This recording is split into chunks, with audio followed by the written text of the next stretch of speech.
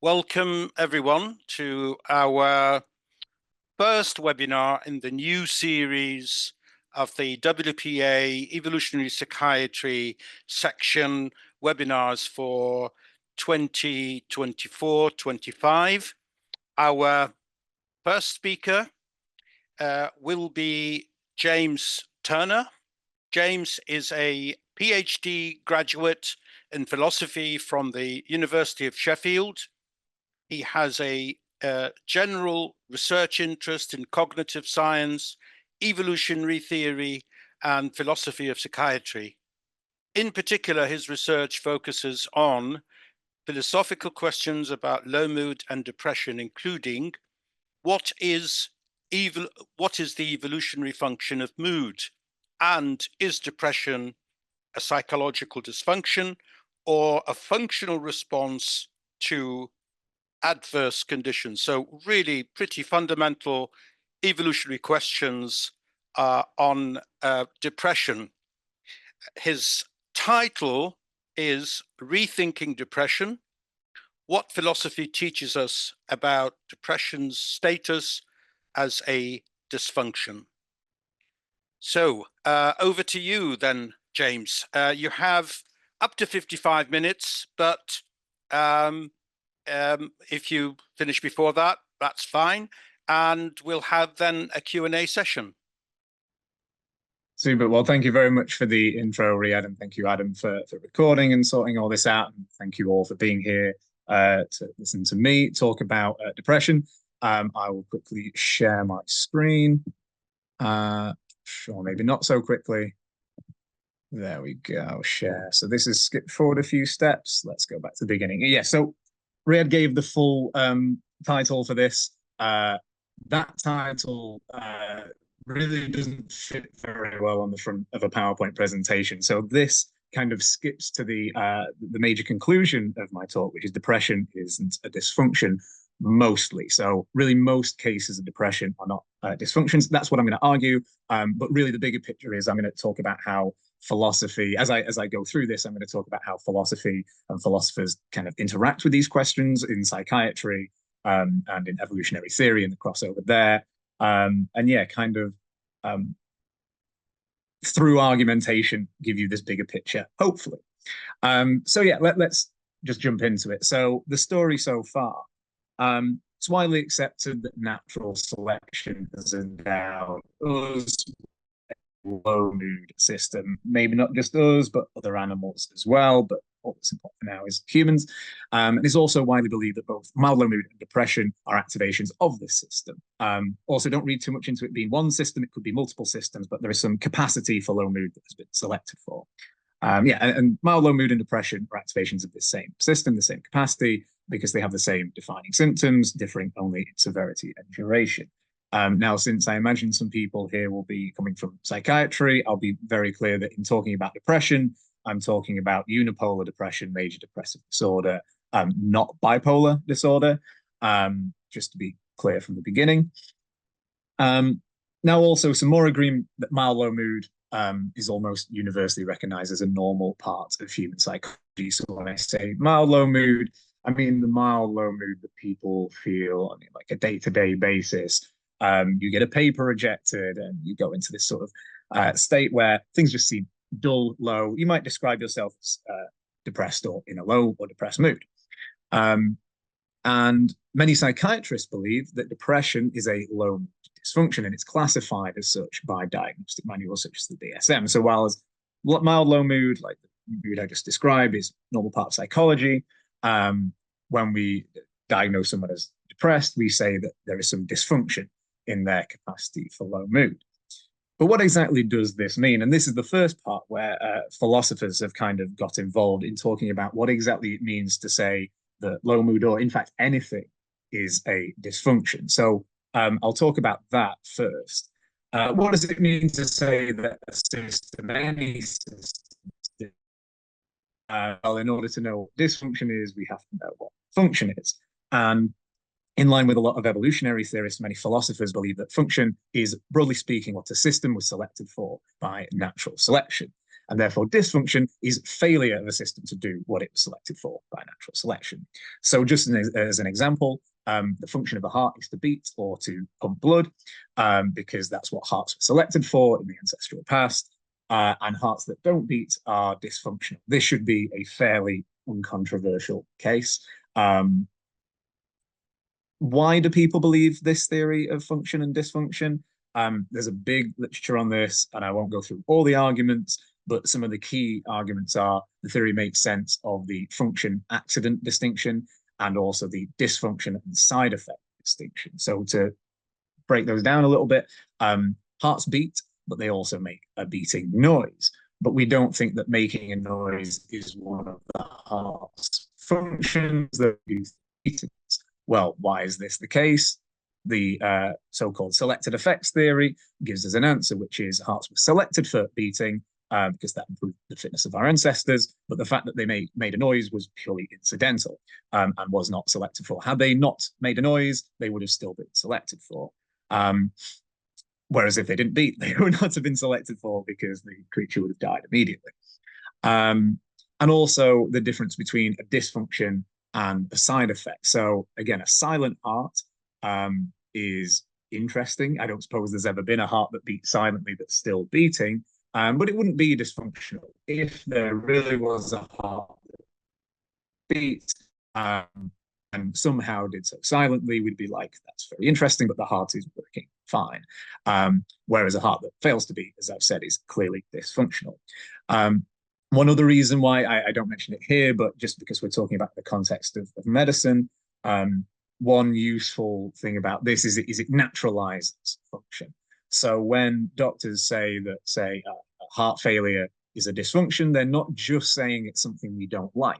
They're saying that something has objectively, naturally gone wrong with the organism. And this helps us distinguish between things that are like medical pathologies, diseases, disorders, whatever we want to call them, versus, say, social problems. For example, poverty. We don't like poverty. It would be good if we could bring people out of poverty, but being poor is not a dysfunction.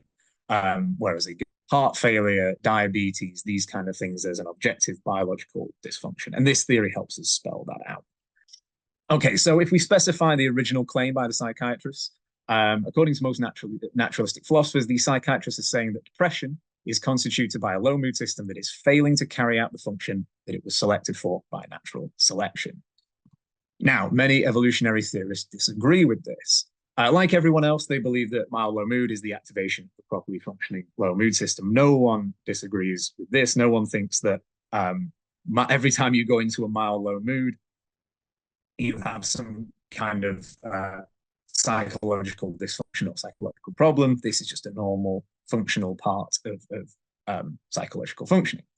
However, they also believe that many cases of depression, again, this is unipolar depression, major depressive disorder, are activations of properly functioning low mood systems as well. Now, this is a debate that's still going on. So again, when I say psychiatrists, I mean mainstream psychiatry in general. Obviously, there'll be some individual psychiatrists who disagree, and there's some people from the evolutionary side who also think that most cases of depression are dysfunctions. But in general, you look in the DSM, you look in the ICD, it says that major depressive disorder is a disorder and dysfunction, whereas these evolutionary theories argue that it's not. And this is sort of, we're at a bit of a stalemate at the moment. People have been writing about this for at least 20 years, a bit longer, in fact, probably more like 30. And neither side seems to have been swayed. So once again, this is where, because philosophers love, love an argument, we get attracted to this and we go, okay, well, why is this stalemate still going on? And one reason is, at least I think, that the arguments that the evolutionary theorists have put forward for depression not being a dysfunction aren't as strong as they need to be to convince people. So a quick look at some of these arguments. Again, this is all just background. I'll be getting to my own arguments soon, hopefully. They note that severity and duration are bad indicators of dysfunction, and this is how depression is diagnosed. To be depressed, you must exhibit at least 5 low mood symptoms for at least 2 weeks, and it must get in the way of your everyday activities. But this is a bad indicator of dysfunction because lots of normal responses can be very severe and last for a very long time. For example, pain. If I have a mild pain because I stubbed my toe, that might be fleeting. But if I have quite severe pain for 2 weeks because I have horrifically broken my leg, this doesn't mean that the pain is dysfunctional. The leg is dysfunctional, but the pain is a normal response to this persistent continued injury. Another reason they bring up is that depression is extremely common. The only other psychological condition that's nearly this common is generalized anxiety, which is also another thing that a lot of evolutionary theorists don't think is a dysfunction either. It's most prevalent in early reproductive years, unlike most dysfunctions. So depression rates are highest in something like between your 20s and 30s, but usually you expect dysfunctions to become more common as people get older.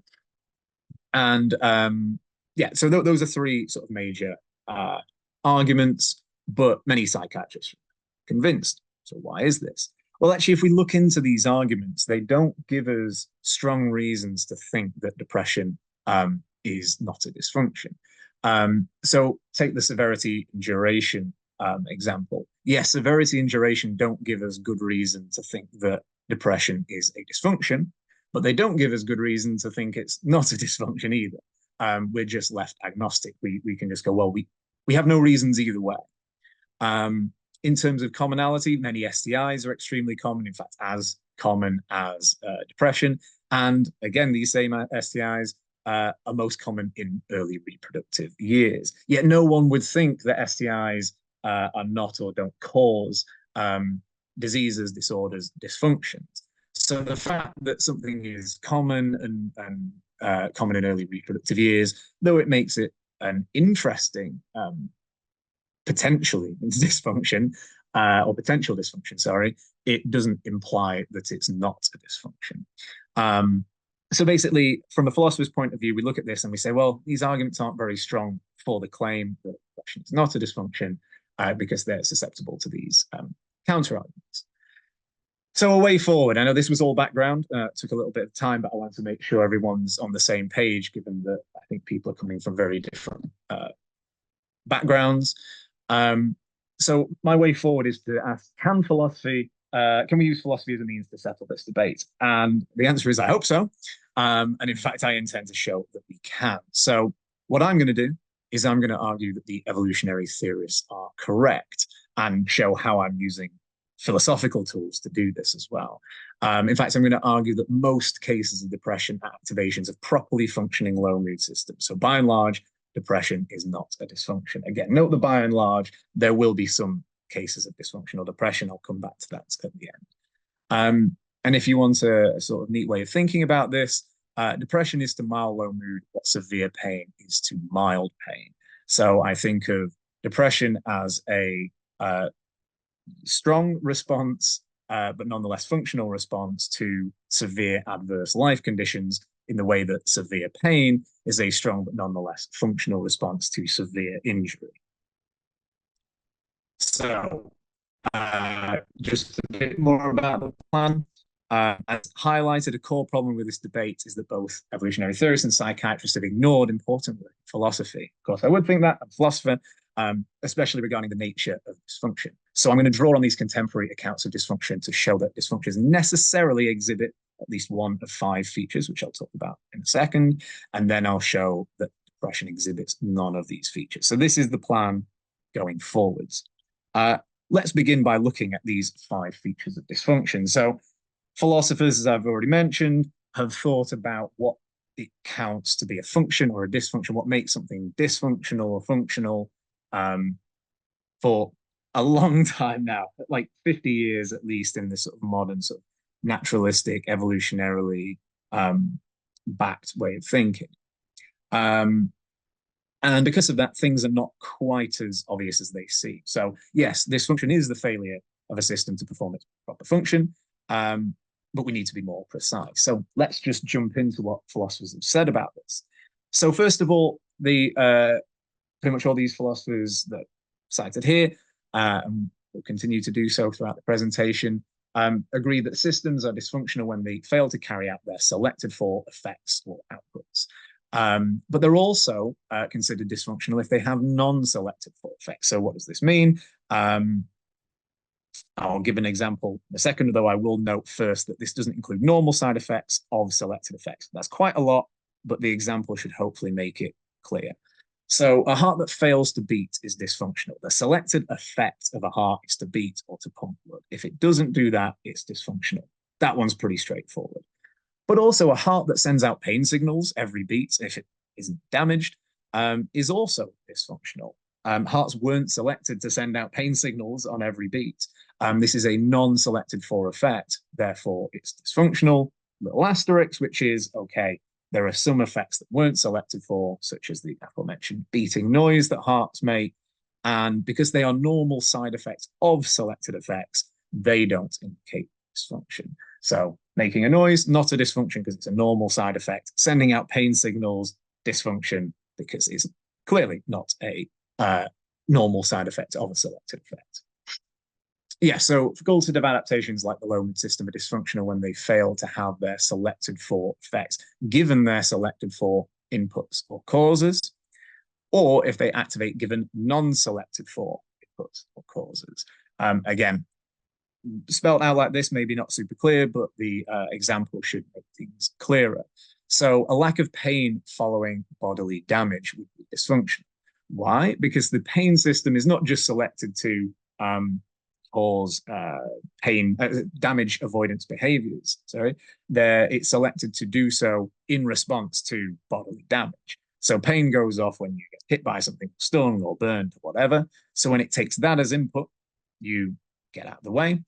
But if you, such as like in cases of pain insensitivity or pain asymbolia, where a normal cause of pain does not cause pain. So you cut yourself and you don't feel pain. That would be a dysfunctional pain system.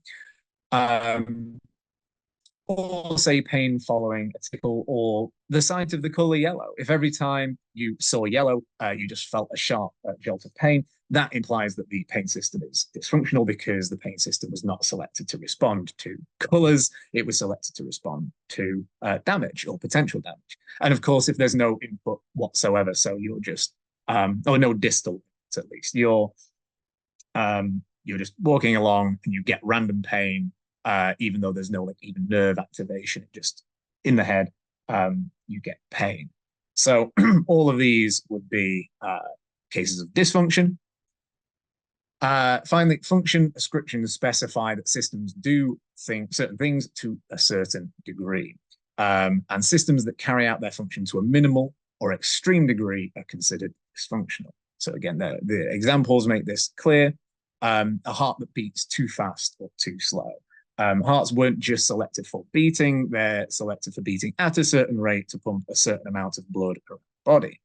And again, pain that lasts long after damage has subsided. Yes, it's supposed to be proportional to the damage, but if the damage has subsided and the pain is still high and doesn't extinguish, this would imply that the pain system is dysfunctional. And I said finally in the last one, I lied, there is one more caveat to all of these features, which is that the system is only considered dysfunctional if it fails in the ways mentioned above for constitutional reasons, which can be spelled out in terms of under normal conditions. These conditions are the same as or similar to the conditions that the system was selected for in. Again, I think an example is the best way to think about this. So if I'm underwater, I can't breathe. My lungs can't perform their proper function. But this doesn't imply that my lungs are dysfunctional. They may not be able to function, but they are not failing in carrying out their function. They're just in a mismatched environment. Now, of course, if water gets into my lungs and then damages my lungs, so that when I get pulled out of the water, I can't breathe air, then my lungs would be dysfunctional.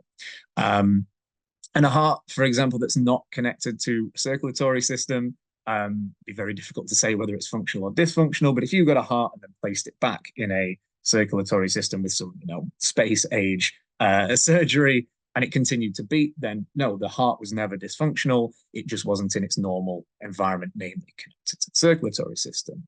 And I've given the example of an affective state like fear.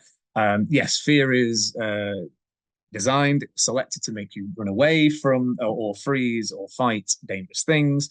But if you don't have enough energy to move, or you're like strapped down to a table like James Bond in Goldfinger, that one, I think. Yeah, and you cannot physically move, then yeah, the fear system is not dysfunctional. It's just a mismatch. Okay, the next slide is horribly long, but it just repeats what I've said before, which is when we put this together, when we take this philosophical analysis of dysfunction, we get the following criteria. A system is dysfunctional if and only if it exhibits at least one of the following 5 features under normal conditions. And they're what I've mentioned previously. So the system is frequently activated by non-selected for inputs. The system fails to activate given its selected for inputs. The system's activation frequently has non-selected for effects. The system's activation frequently doesn't have its selected for effects, or the system is hyper or hypersensitive to selected for input. So there's nothing new here, really. This is just a consolidation of what I've said before. I know it's a horribly busy slide, but hopefully you've kind of got these as we've gone along. And this is what a philosophical analysis of dysfunction, this is where it gets us, which is if a system is dysfunctional, if and only if a system is dysfunctional, it will exhibit one of these, at least one of these, should I say. So if you get a system and it exhibits 1, 2, 3, 4, or 5, or any combination of them, that system is dysfunctional. If it exhibits none of these things, then the system is not dysfunctional because it's an if and only if. Okay, now we know this, we have a way forward and a way of thinking about depression and its status as a dysfunction that's very different from the ones we saw earlier, because now we have these like necessary and sufficient conditions for dysfunction. But before we do, a little problem or a potential problem, which is these 5 features advert to selected for inputs and effects. But don't we need to know what the proper function of the low mood system is first? Now, on the one hand, I might want to say, it would be helpful because it would be helpful. Unfortunately, lots of people have written about what the proper function of the low mood system is, including myself.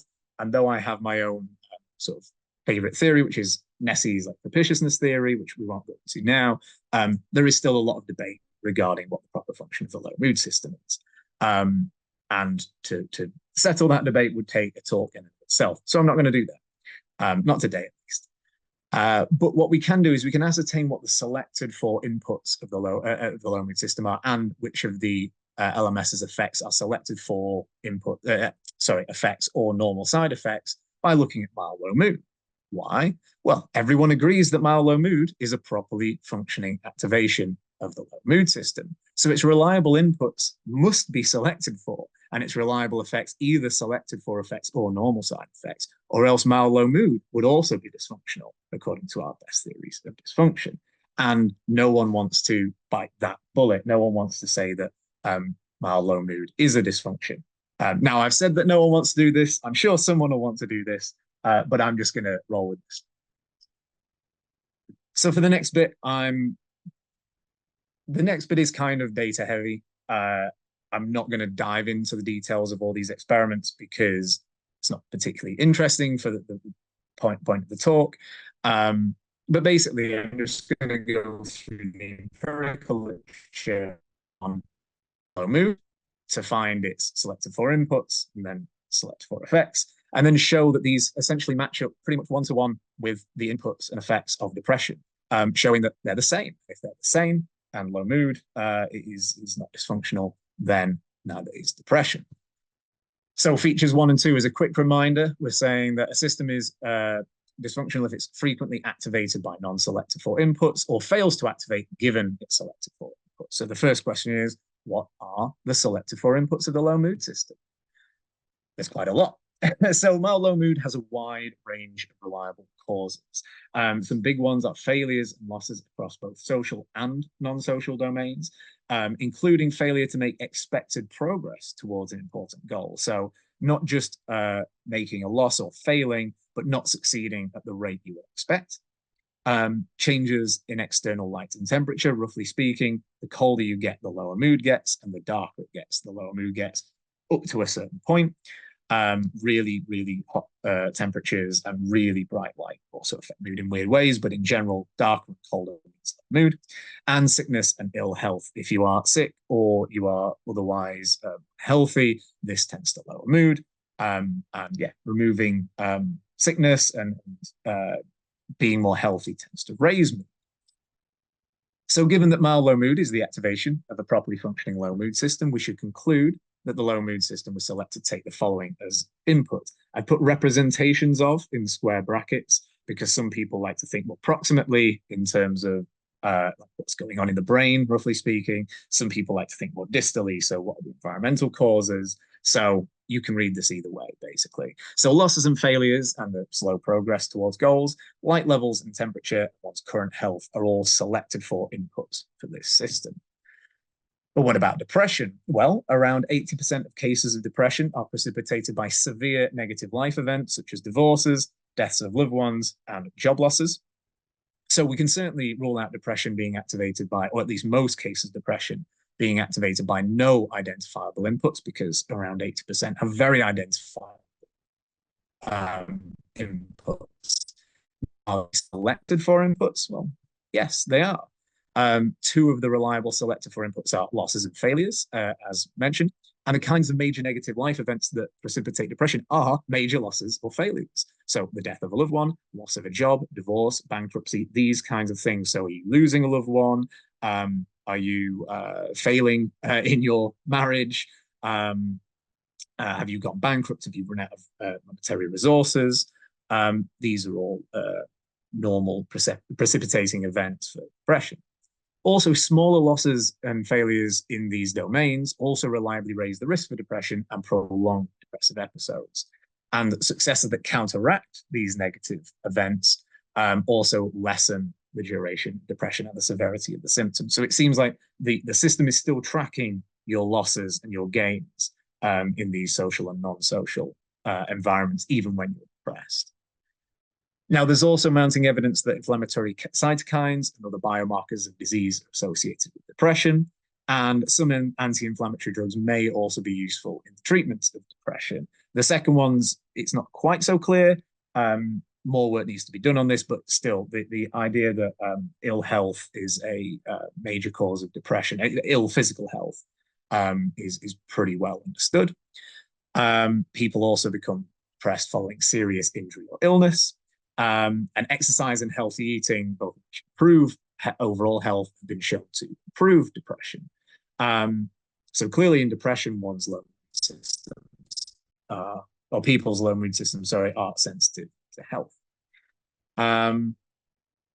It's also well documented that long bouts of cold and dark weather cause depression, and depression is assuaged, improves, and light therapy has been shown to reliably improve depression. Interestingly enough, not just seasonal depression either. Light therapy it has a reasonable positive effect on major depressive disorder. So again, in depression, the low mood system is still sensitive to the selected for inputs of light and temperature, which now we've covered all bases, right? We've covered failures, we've covered losses, we've covered ill health and illness, and we've covered light and temperature, which are all the selected for inputs of the low mood system. Now, of course, some cases of depression will and do arise without any identifiable cause. But given that 80% of cases are caused by severe negative life events, losses and failures, this alone implies that most cases of depression are responses to selected for input. And this doesn't even include the cases that are caused by sickness or bad weather. So at the very least, we have this 80%. Okay, so if we're still with me, that was causes. Effects goes hopefully a little bit quicker. So as a reminder, a system is also dysfunctional if it fails, if it frequently has non-selected for effects, or if it doesn't have its selected for effects.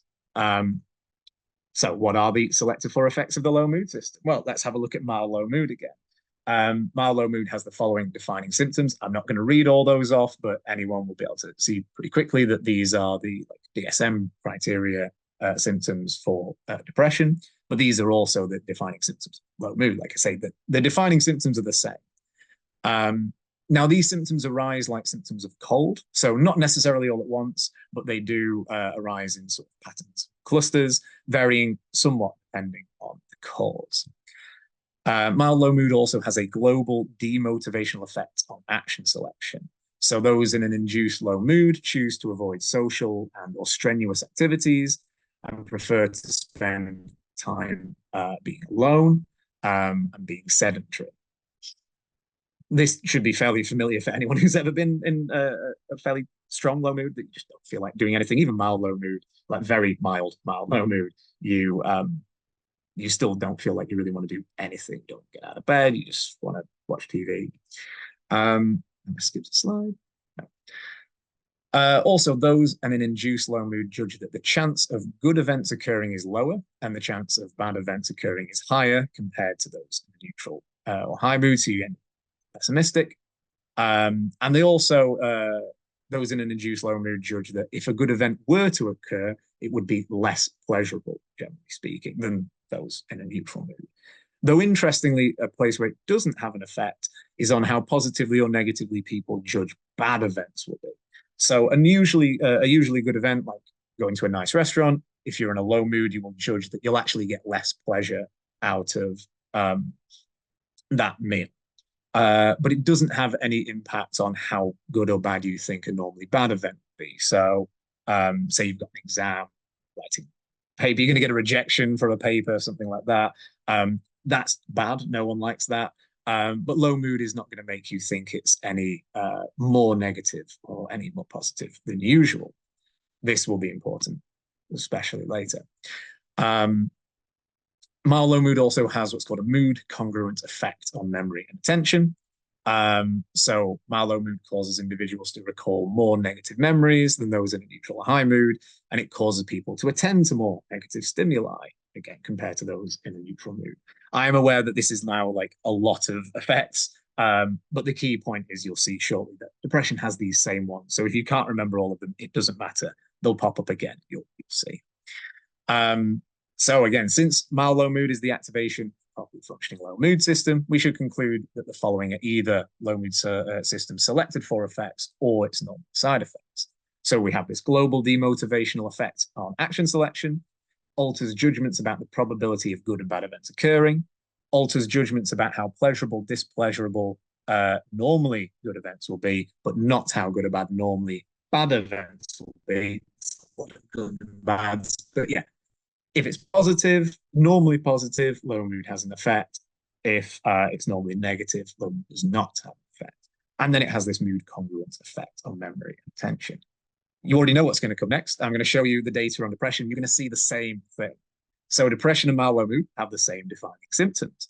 Depression also has a global demotivational effect on action selection across both social and non-social domains.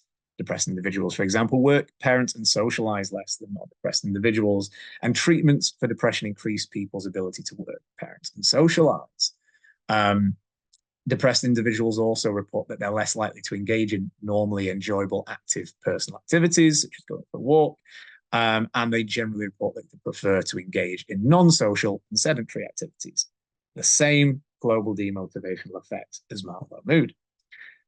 Depressed individuals typically judge that bad events were more likely to occur and good events less likely to occur compared to controls.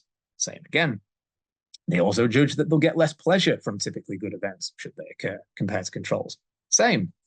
And depressed individuals do not differ from controls in how positively or negatively they judge future negative events will be should they occur. So even this lack of an effect, despite all these very similar effects, is exactly the same in cases of mild low mood, cases of depression. Depressed individuals tend to recall more negative memories and attend to more negative stimuli than non-depressed individuals. So depression exhibits the same mood congruent effect as mild low. And overall, depression has the same kinds of reliable effects on action selection, judgment, memory, and attention as mild low mood. Thus, in depression, people's low mood systems don't usually exhibit features 3 or 4 of dysfunction, which leaves us only with feature 5, which is perhaps the most interesting one. Fortunately, it's also the smallest one we can talk about. So feature 5 is that a system is hyper or hyposensitive to selected for input. Now, we can automatically rule out that in depression, people's low mood systems are hyposensitive, because depression is not a problem of not having enough low mood, clearly. But what about hypersensitivity? Does the low mood system respond too easily to input, or does it stay activated for too long, or its effects too potent? No is the short answer, and then I'll show you why. So most cases of depression, if we remember, and again, this is around 80% of cases, are caused by severe negative life events. And these negative life events can have both severe effects, but also long-term effects. So take job losses, death of a loved one, divorce. The fact that you only have to be depressed for 2 weeks is not that surprising. That's being depressed for 2 weeks isn't very surprising if you've just lost your job. Unless you're incredibly fortunate, you might not have a job for quite a lot longer than 2 weeks. And obviously that is a big detriment to your life in general and your fitness. Now, of course, back in the ancestral past, creatures didn't have jobs as such, but this is clearly a massive loss of resources, generally speaking. And it's the same with the death of a loved one. You lose this massive like social and interpersonal resource, divorce, reproductive fitness at the very least, but also this sort of social support as well. Illness and bad weather can also last for weeks, if not months, and both can be especially detrimental to fitness. Again, especially in these ancestral environments, if you were sick, this could be very bad. Take winter. To us, winter is not nearly as bad as it used to be because the shops are still open. But back in the ancestral past, if there is a lot of snow, it makes it very hard to get food. Even if it's just very cold, lots of greenery dies, lots of animals go into hibernation, and these things last for a very long time, much longer than 2 weeks. There's also no quantum leap between mild low mood's effects on judgment and behavior and depression. And by that, I mean that it's not like low mood demotivates behavior and then depression makes people catatonic. That's not the case. Depression generally demotivates behavior, and only in the very severe cases, which are exceptionally rare, way under 10% of cases do people become catatonic. They have this general demotivation, but so do people in a mild low mood. Depressed individuals exhibit also a similar, albeit somewhat more pessimistic view of the chances of good and bad events occurring. But again, there's no quantum leap. It's not like people go from being generally pessimistic to thinking that only bad events will happen and no good events will happen. No, they still think good events will happen. They just think they're less likely than bad events, slightly more so than those in a mild low mood, but you would expect differences when you change severity anyway. And the exact same applies to mood content effects on memory and attention. Depressed individuals' tendency to recall negative memories is not that much more potent than the tendency of those in an induced mild low mood to do exactly the same. And depressed individuals don't attend to any more negative stimuli. To negative stimuli any more so than those in induced mild low mood. So again, we don't see any kind of quantum leap. It's not like depressed people only focus on negative things, or that they only recall negative memories. There's just a shift in the balance of negative memory recall or focusing on negative stimuli. No quantum leap. So in depression, people's low mood systems don't typically exhibit feature 5 either. And they don't exhibit feature 4, 3, 2, or 1. I have already argued that these are necessary and sufficient conditions for dysfunction. If a system exhibits none of those, it is not dysfunctional. Most cases of depression exhibit none of these. There we go. Most cases of depression are not dysfunctions. Now, I've got a little bit of time, so I'm going to skip over the objection and just go to some consequences, because I think lots of people are going to want to raise objections. So I might as well just lay out a couple of the consequences of it if this is true first. So is depression a disorder, or is it a pathology? Is it a disease, an illness, something like that? If depression is not dysfunctional. Well, if depression is not dysfunctional and disorders are necessarily dysfunctions, then depression isn't a disorder or a disease or a pathology. This would require further argumentation. So a lot of people do think that dysfunction is necessary for disease, for something to be a disease. And things like the DSM allude to this. In the front of the DSM, it says that disorders are constituted by dysfunctions of biological or psychological mechanisms, but there are people who don't think this is the case. So the answer to this question is depends what your theory of disease is. For the purpose of this talk, I'm officially neutral because I don't have time to argue either way here. But unofficially, I think that we should stop classifying depression as a disorder, and we can talk about that if you want. Should we stop treating depression if it's functional? The simple answer is no. This doesn't mean that we shouldn't stop treating depression because doctors don't just treat things that are dysfunctions. They also treat functional responses. Pain is an obvious example. We treat acute pain all the time. You can take a painkiller. You don't even have to go to the doctors for that, but like for more severe cases, you'll go to the doctors of pain. You might go to the doctors and they give you something like morphine, a very strong painkiller. So this doesn't mean we should stop treating depression. In fact, it's no reason to stop treating. But we might want to reconsider how to treat it. I mean, medical doctors, not self. So it should be treated as if it is a symptom, not a disease in and of itself. And we should also be careful about blocking it when it's useful. For the same reason that morphine isn't prescribed for a minor headache, because it blocks very useful pain. One should be careful about prescribing very strong, say, antidepressants for functional low mood that may be signaling that one's life is going awry in one way or another. Fine, some cases it's fine, you can prescribe it, it will help people deal with their problems. In other cases, it might cause further problems. This is exemplified by things like hypomania, where people are unable to go into a low mood because of their hypomania, and these people end up wasting resources. Often they go bankrupt, they get divorced, they do all sorts of risky behaviors. So blocking low mood, blocking depression sort of willy-nilly is not a good idea.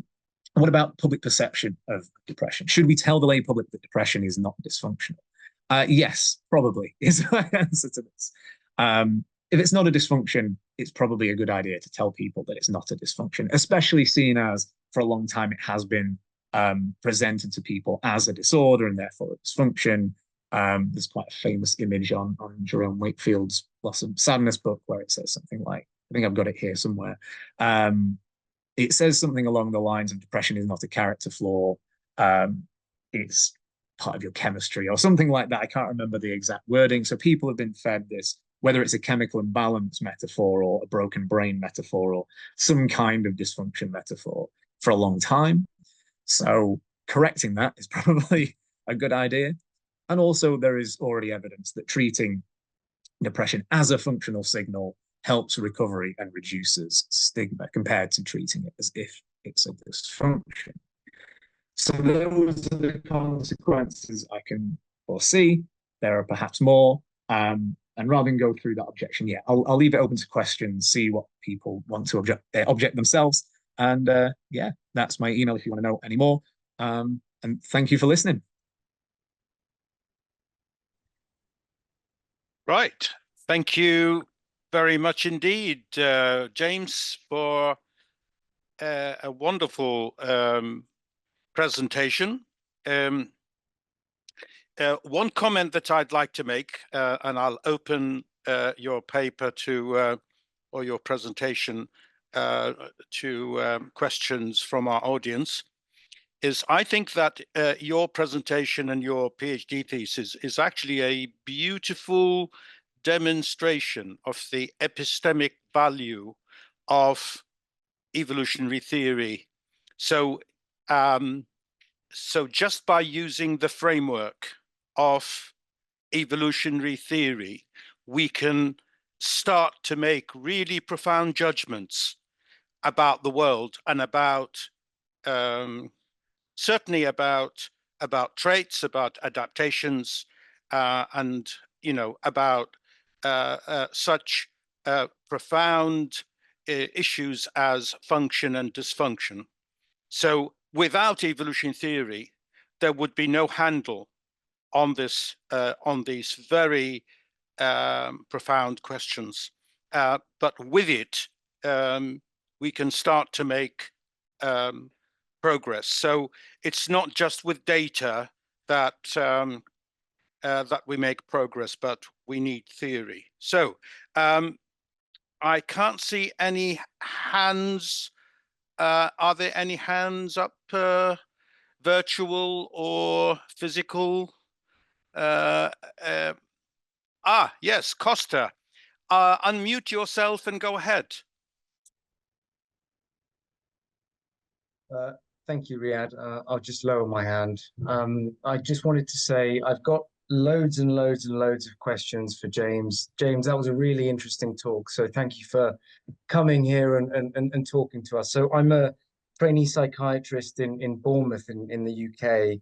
And I should say that I agree with a lot of what you've said, but I also have, I mean, too many concerns to go into. But I think one of my concerns is the use of language and how we operationalize the words depression, how we operationalize the words system, and how we operationalize the words dysfunction. And I think if I had enough time, I would try and tackle all three of these. But very briefly, I would first start with the system point and say that whilst Prof. Nessi's work on the low mood system is one of many systems, there are others, like, for example, the ideas that depressive responses represent a failure to initiate goal-directed behaviors. Now, I think one thing I wasn't a fan of is this link to physical phenomena as representing good examples of dysfunction and how we can compare mental phenomena. But I think that's a category error, at least risks a category error, because mental phenomena are not like physical phenomena. Physical phenomena are discrete, describable entities in words, whereas mental phenomena are overlapping, non-discrete entities that are hard to define and capture in words. And so what we mean by depression obviously means different things to different people, what we mean by system as well.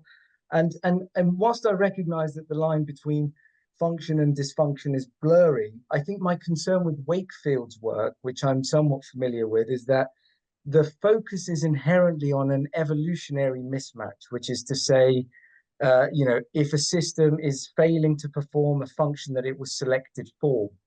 But actually, you can think of dysfunction on many different timescales of mismatch. For example, developmental mismatch, where you were not appropriately coupled to an environment from an earlier life that you were prepped or primed to expect later on in life. And so this idea of selected for as a central criterion neglects the developmental ontogenetic mismatch that we're increasingly realize. So I'd raise that point.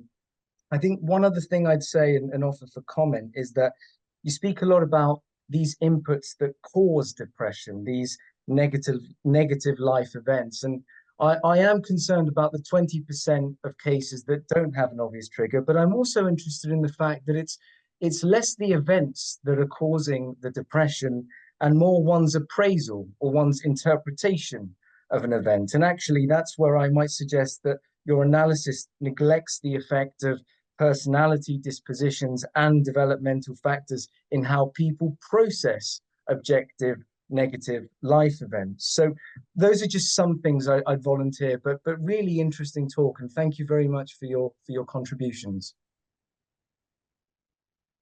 Yeah, thank you very much for that really thoughtful comment and set of questions. Do you want to tackle them, James? Yes, absolutely. So yeah. So you've got the systems thing, you've got the thing about dysfunction, and then mismatch, and then the last one was about I'm going to call it like distal versus proximate mechanisms. That's how I'm going to remember this. So starting on the system thing, I mean, I've actually spoken to Randy about this. This is why I was kind of loose with the term system at the beginning, whether there's one low mood system or it's many systems, how you want to sort of like group it or dissect it doesn't really matter for this argument here. And yes, I agree that there are like lots of overlapping affective states, and they will share like neural architecture, things like this. this would, again, like, to satisfy you on this would take another sort of argument, but I do think you can carve these things into fairly discrete entities. For example, like, I think fear is clearly different from low mood. I think pain is clearly a different system from fear. I think that anxiety, in fact, is probably a different system from fear as well. Yes, they share neural architecture, they'll share some functional architecture as well, but at the end of the day, they're going to serve at least reasonably distinct, like, evolutionary functions. So fear is to get me away from dangerous things in the environment. Pain is to get me away from dangerous things that are, like, on my body. Low mood is to deal with generally unpropitious circumstances. Disgust is to avoid specifically pathogens. So you can actually dissect these functionally, even if they do share lots of, say, neural architecture. That's my sort of main point on that. Dysfunction versus mismatch. Yes, really good point. There's dysfunction in terms of failure to perform proper function is not the only way that, like, biology can go wrong, as it were. Paul Griffiths has a nice paper on this where he goes about through, like, 4 ways of going wrong. The reason I focused on dysfunction is, well, twofold, I suppose. One, dysfunction is what's mentioned in the DSM and what people in psychiatry tend to talk about. They don't tend to talk about mismatch. Also, a lot of philosophical theories of disorder take dysfunction as a necessary condition for disorder, but not mismatch. So yes, mismatch is a biological problem, but it's not one that, according to many of these theories, can constitute a disease. Even Griffiths and Mathewson are kind of uneasy on whether they think this can be the case. Now, maybe you think it can. Again, this, to give you a complete satisfying answer, would probably take an extended argument as to why mismatch won't do for disease. But that's why I focus on dysfunction. And I'll sort of leave that aside for now. I am actually very open to the idea that many cases of depression are mismatches, whether that be an evolutionary mismatch or a developmental mismatch or both. But I don't think that's enough to make it constitutive of a disease or a disorder or a pathology. That would take me all the paper to argue for. I do meant, if you're really interested in it, my PhD is open access, and I cover some of this in, like, the 4th chapter. It's a lot of reading. I don't expect you to read it, but, like, if you're really genuinely interested, that's where you can see what I think about this. And then the sort of, like, distal proximate thing. So yeah, you're absolutely right, which is, if a bad event occurs, but I don't believe that it's a bad event, it's not going to put me in a low mood. There is obviously some sort of more proximate mechanism that feeds into my low mood system. And this is why earlier I put the representations of in square brackets. So a bad event happens, this causes certain mental representations, which are processed by this system. Fine. However, given that 80% of cases of depression are caused by severe negative life events, it doesn't really make a difference to the argument at hand, which is, well, they're already severe. So fine, you might think of them as slightly more severe than they are, or maybe slightly less severe. But the idea is that low mood, reasonably strong low mood for 2 weeks is a perfectly reasonable response to a divorce or a job loss or something like this. Yes, in those, like, 20% of cases, this is probably where we're going to get, like, hypersensitivity. We're going to get people who go into a severe depression over a very small failure. Okay, in those cases, is it because the low mood system is dysfunctional, or do they have, like, a dysfunctional belief forming system? So they think that this small failure is massive. It would be a case-by-case basis. But these are still going to be in that 20% category, not in this 80% category. So yeah, lots of questions. I imagine that these aren't fully satisfying answers given that, but hopefully I've sort of touched on your main thoughts here, and it's somewhat satisfying. Thank you very much, James. So we have Adam, then Randy. Thank you, James. Very interesting. I suppose, so my PhD was about Wakefield's work, so I'm going to kind of touch on a little bit of that angle here, maybe following up a little bit with what Costas said.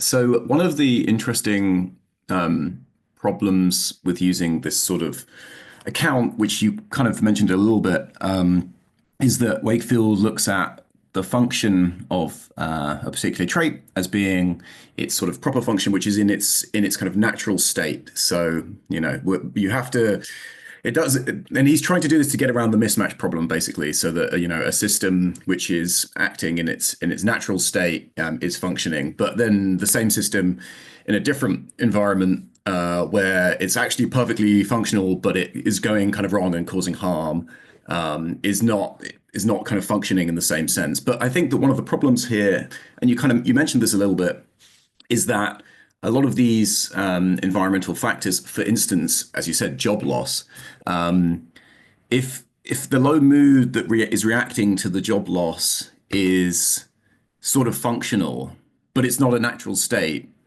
like what's going on here, and how do we kind of pull this apart for these many times? I think there's maybe an argument you could make, but I'd be interested to hear your perspective on this. And then also, yeah, just where you draw the line and where you're able to use this account to say, okay, this is very clearly depression going wrong, and this is very clearly depression being functional low mood.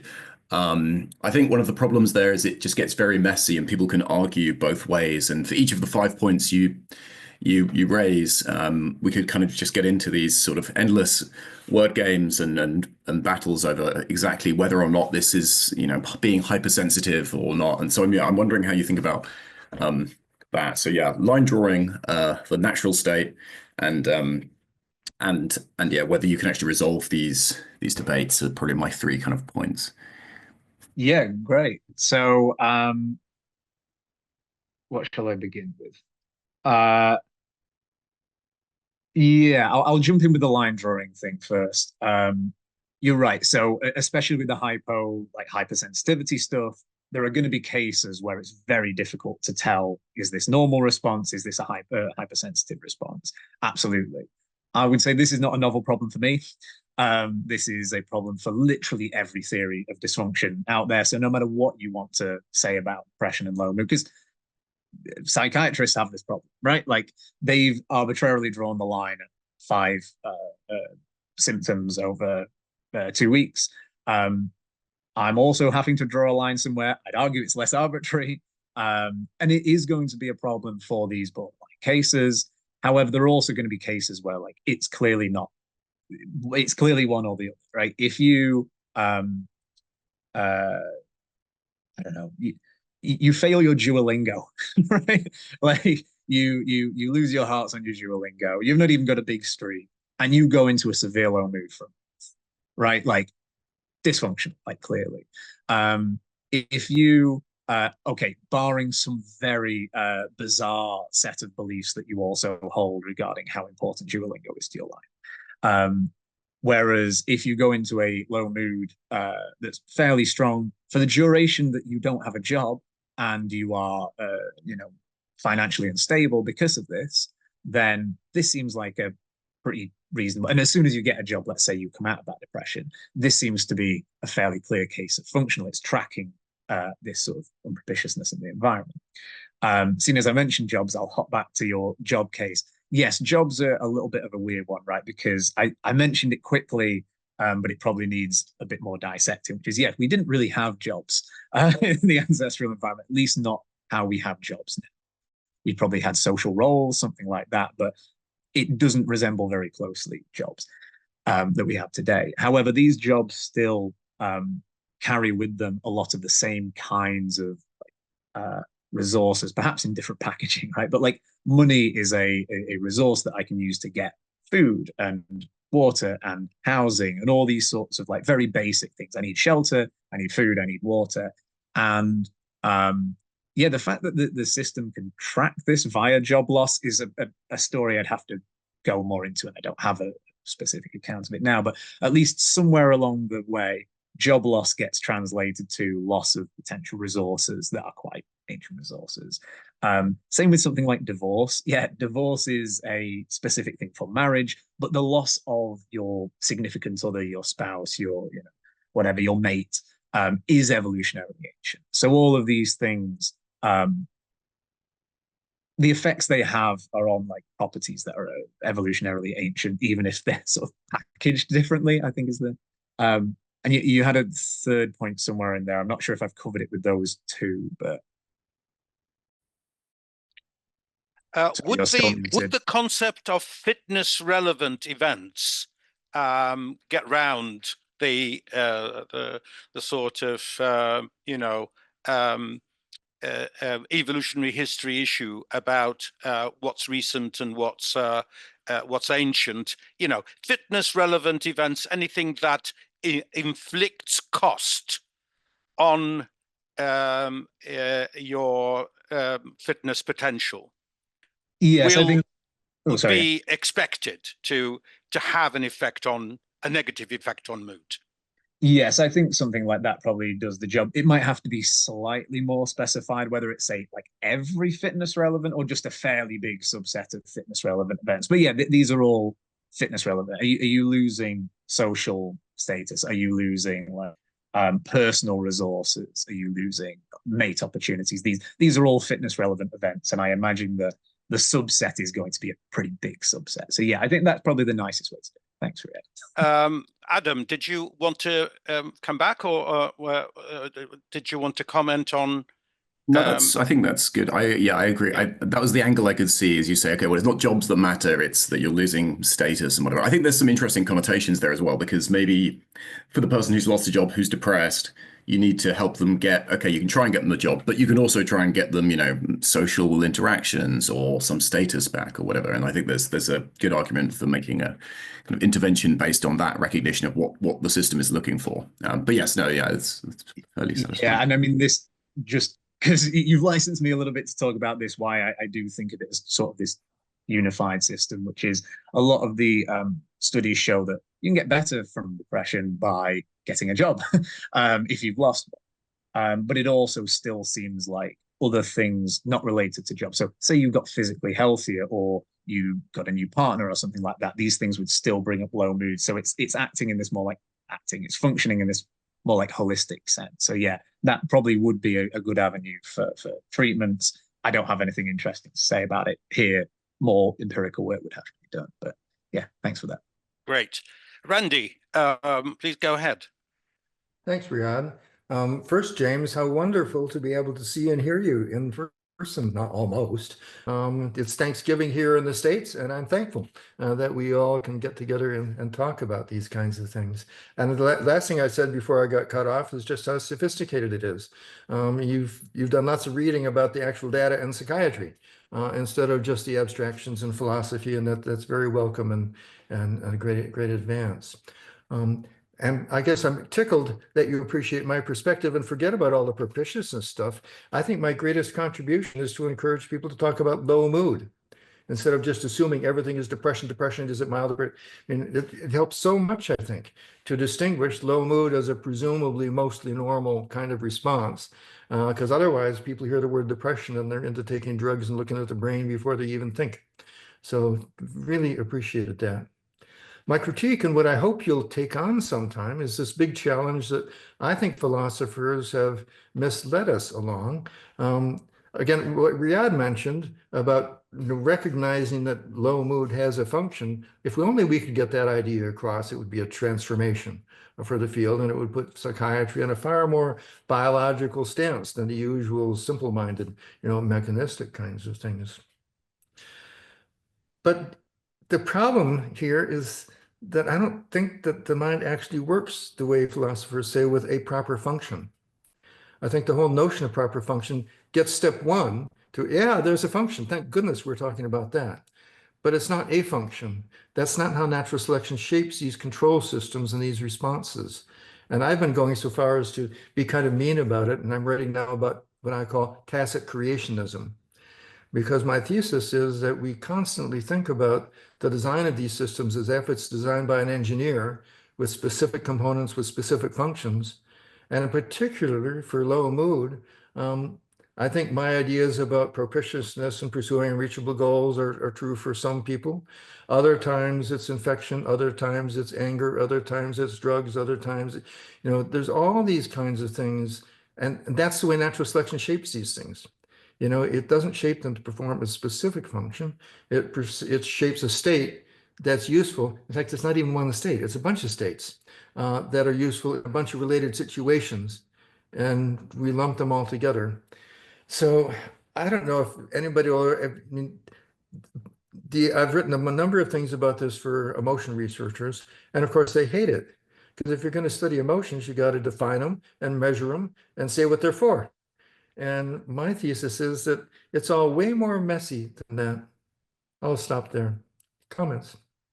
Yes, thank you, Randy. And yeah, I wish I could have actually said more about the propitiousness idea in this as well. As you know, I do in writing, but in one presentation, I don't want to overwhelm people. But yes, I totally agree. Like focusing on low mood and these differences is a good idea. And I think I probably exist somewhere between your idea and this sort of emotion researcher. So on the one hand, I agree with you that like talking about like one specific function for any given affective state is not a good idea. So like fear isn't just to cause fight or flight responses or something like that. Low mood does like say lots of things. In some circumstances, I will like stop eating. Some circumstances, I'll eat more. And but kind of like you said, even given this, there's sort of like this more higher level idea, which is it's to deal with unpropitious circumstances. I know you talk about like focusing on the environment sort of more generally rather than like giving them a specific function. And actually, let me interrupt just a second. I think my ideas about propitiousness apply to maybe, a quarter of the patients that I see with depression. I think, brain causes and fever and, other kind of causes are another quarter. And all the rest of them are mixtures of all kinds of things. Like you mentioned light and season and the light. So I think propitiousness is less important than a lot of people do. Yes. I want to run with it a little bit more than you. So okay. I think that things like say disease or low light or these things sort of if we're spelling out propitiousness in the way that certainly I've sort of taken your theory and modified it perhaps for the worst, but here we go. To mean that you're sort of you're in a position where net gains are unlikely. So you're less likely to make gains, generally speaking, whether that's in a social environment, a personal environment, just your health, gathering food, than you are to lose those, generally speaking, resources. Then I think that gathers all of these things as well. So if you're ill, it's much harder to go foraging, for example, or if you've fallen out with your friends, the same thing applies. So I think you can capture, maybe not all cases still, but like I think you can capture more with this idea. However, again, I think it's it might be a problem of fineness of grain. I really, I'm still sort of working out my exact thoughts for this, which is why I say I think you're very much on the one end of like this is really messy, and then the emotion theorists are like, no, this is really like precise, and we can carve nature at its joints really easily. I think I'm somewhere in the middle. I think they're not appreciating the messiness, but I think I might be able to carve slightly more finely than you think, possibly. I hope so, because that's what I'm trying to do. But for example, this is going to require me to couch a lot of this in like how I think about the mind. But like from a philosophical point of view, I'm a Fodorian. I think that like the mind is representational, computational account of how the mind works. I'm also a nativist. I think that there's like a lot of innate hardware, that there are a lot of specialized systems, and take what I call the low mood system and use sort of, well, yes, you can talk about system in one sense, but actually it's many systems, really. I agree. You can dive in, you can see that, well, this, not literally, but you could, in theory, from a God's eye view, like dive in and say, okay, well, this bit processes certain representations, and this bit then processes other ones. I guess a more obvious example would be like the visual system, which I think it's perfectly sensible to talk about the visual system as a system, even though actually we can dive in and say, well, really, you have edge detectors here and color detectors, maybe not here physically, but like functionally speaking. But that doesn't preclude us from saying that there is a visual system and that the visual system has a proper function of, say, representing one's surroundings and guiding action in that surroundings. But it's still full of subsystems where one detects edges, and you can talk about the function of these as well. Well, that was selected for detecting edges. This was selected for detecting colors. And I think a similar thing is going to go on with low mood, or take your, favorite affective state, which is maybe we'll just focus on fear for now, because I think it's a slightly easier example. I know disgust's even better because it's pathogens. Like, I think it's perfectly sensible to say that disgust was selected for avoiding pathogens. But you could also, in theory, take this system apart and go, well, this system here detects like furry thing, like when you get the mold growing out of things, and this detects things that look like bodily fluids, and these things feed along the path and build up like a probability of it being a pathogen containing object. And then this whole system works together with all these little bits that also have their own proper functions to serve the proper function of detecting pathogens. So that's a kind of non-answer to your question, I suppose, but it's a more general way of how I'm looking at the mind, which is, on the one hand, yes, I agree. Talking about the proper function of these states doesn't get into the nitty-gritty details, but I think it's still valuable, and in one sense gets like this more coarse-grained analysis of what the system as a whole is doing. But yeah, of course, we need to look more into how the system functions at a more proximate level, and the different sort of levels of processing that go on within this, which I've not even touched on. That's such a complex thing. I still think we probably have some disagreement on the messiness, but yeah, to give a more fine-grained idea of where I'm coming from. And that I do agree, like, we can't just be like, here is fear, uncontroversial, here's disgust, here's low mood. They're totally separate. No. But I think you can carve nature in and around its joints, I suppose. Right. Thanks, Randy and James for that. We have a hand up by Ben, who's a psychiatric trainee who's just got his master's in philosophy. So he's a psychiatrist who's interested in philosophy. So you can unmute yourself, Ben, and put your question. Yeah, thank you, Riyadh. And yeah, just say thanks, James. That was a really excellent and really, really enjoyable talk. Like, I thoroughly enjoyed that. And I think it's a shame that more people in philosophy aren't thinking about evolutionary theory as this really powerful kind of epistemic tool that can be applied. I think, obviously psychiatry is kind of my area of interest, but across a whole range of different areas to provide really important insights. I had just a comment and then a question. The comment was, in the UK, and I appreciate things may be different in other countries and so on, but 90% of psychiatric patients, mental health patients, are looked after by GPs. And, it's only the most severe 10% who actually ever get through to secondary services and see psychiatrists. So I actually think the message that you're sort of sharing, and I wholeheartedly agree with, perhaps GPs, certainly in the UK, are the most actually important group who need to hear this. I think what psychiatrists actually see more often than not is actually dysfunction, that kind of rare sort of 10% of things. So, obviously, if you have ideas about how we're doing this, that would be great. But I think if you could share this message with GPs, I think they really are the key people who need to hear this really important evolutionarily informed sort of message that you're sharing. I don't know if you want to respond to that, or I can just go to the question. I might as well just say a little bit about it. First of all, because you and Riyadh mentioned it, I should sort of say again, talking about like evolution as an epistemic tool for all this. At the beginning, I do kind of quickly like go through evolutionary arguments and say why I don't like the current ones, for example. Basically why I don't like the current ones. I don't want to like dismiss evolutionary theorists like that. That's obviously very quick. And this is me providing a philosophical analysis on the back of an awful lot of work in evolutionary theory. And this is where I've sort of built this from. And like, I'm a huge believer in what both you and Riyadh said about like using this as an epistemic tool. I'm just sort of coming in as a philosopher at the end of a lot of work and just going, oh, maybe change that a little bit, and maybe don't do that. But, otherwise, really, really big fan of the way evolutionary thinking works. In terms of like talking to GPs, that would be brilliant. I certainly want to expand this. I mean, Riyadh already set up a talk I did, which spoke to both psychiatrists and trainee doctors, and Adam probably had a hand in that as well. So thank you. So yeah, that's absolutely a thing. And yeah, in the framing of the paper, I talk about like mainstream psychiatry.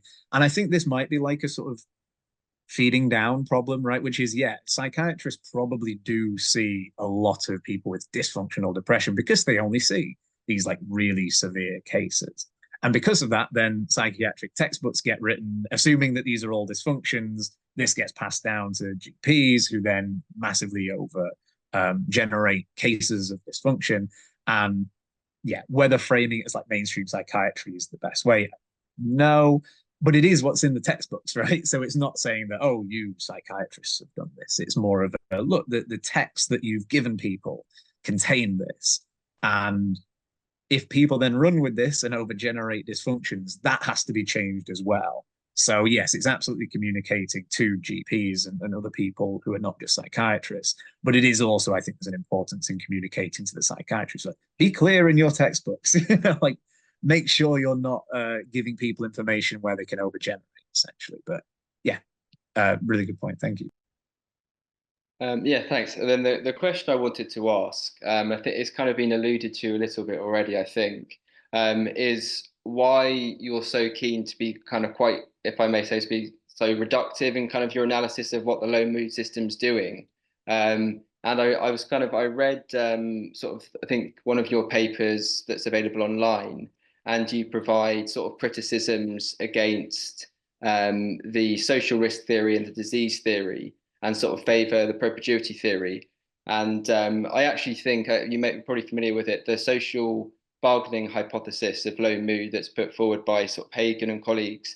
And I think one clincher, and I saw it sort of flash by when you skip through your objections, was sort of suicidality and being able to account for suicidality. And in my opinion, I think one of the major strengths of the social bargaining hypothesis is it can account for suicidality and depression, whereas I feel perhaps the perpetuity model sort of struggles with that more. And then related, I don't think we necessarily need to see the two as mutually exclusive or necessarily antagonistic. Both could be true for different cases, and a sort of generally favor kind of pluralistic approaches to explaining things rather than being kind of reductive. But yeah, thank you. Yeah, great, thank you. So social bargaining, I didn't talk about in the paper, and I also, to answer this first one, I'm just going to assume that this kind of like one story fits all approach is the right way to go. Obviously, if we don't agree with that, this changes. But I think Randy might have written about this, or Ed Hagen has about the social bargaining theory. Like one of the core issues with that idea is that actually a lot of cases of depression don't elicit help from people. In fact, like a lot of people are sort of put off by depressed people. They don't find them people that they want to help. So that seems to be an issue with the theory. Now, of course, you can then move to this like pluralistic point of view and say, well, actually, okay, we're talking at the wrong level. Depression isn't just one thing. It's actually maybe many different kinds of things. And this is like this is a big question, and something that I talk about a little bit at the start of the paper that I think is the one you've read about, like why there's only one system, not many. Again, given what I said to Randy earlier, we can still dive into that system and look at the subsystems, but it's more akin to looking at edge detectors and color detectors in the visual system than it is, say, the visual system and the auditory system. This is how I'm thinking about it. Maybe I'm wrong, but like this is where I'm coming from. I'm also just coming from like a baseline of thinking about this more generally in terms of like low mood and the mind, and connecting it to a bigger picture of not just its evolution, but also like things like its phenomenology. Like we recognize low mood very easily in other people. We have one word for it. In fact, lots of cultures do. If I say, oh, I'm in a low mood, you know what I'm talking about. And it seems like if we have, let's put it this way, different affective states, like pain feels very different from fear, feels very different from disgust, feels very different from low mood.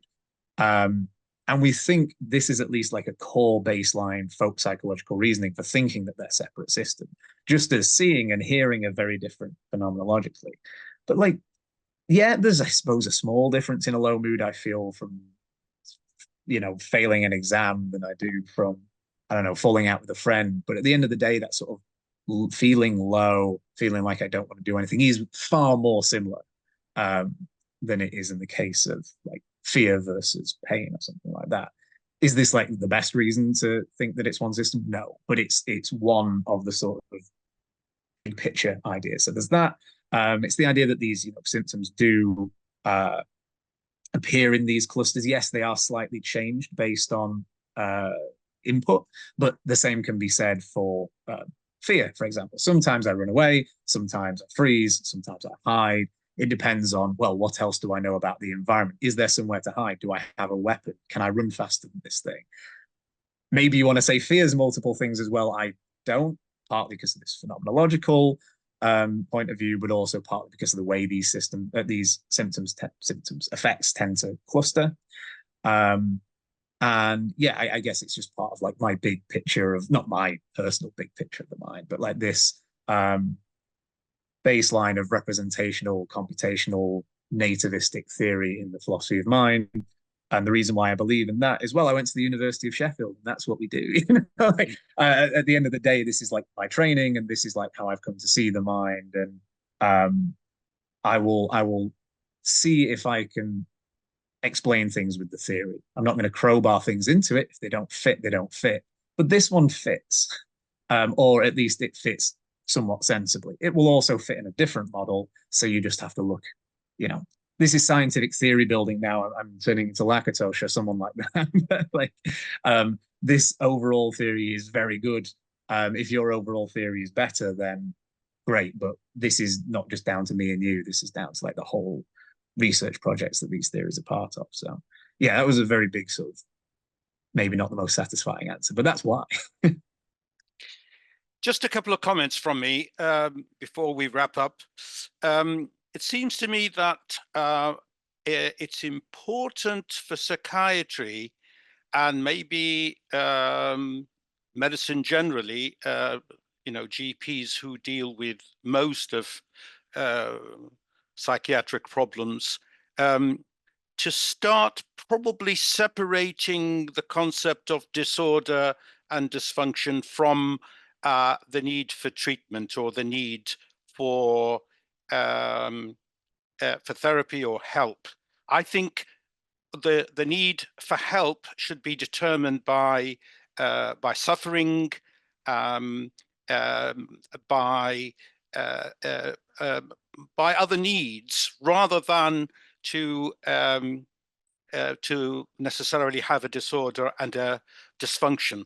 And this is quite often misunderstood, I find, by our colleagues, by our non-evolutionary colleagues. As you know, James, that was one of the issues that was raised in our meeting with the Sheffield psychiatrist. And I've had that as well, but also with GPs. My other point is about GPs, and this was raised again by Ben, and rightly so. We had a symposium recently at the college last Friday, and one of the things that were discussed there was this need for us to start reaching out to the GP community, because they deal with the vast majority of psychiatric problems in this country, in the UK, I mean. And they really have no exposure whatsoever to any of these ideas that we, intensely debate and so forth. But of course, the psychiatric community don't get exposure to it either. So that's a problem. But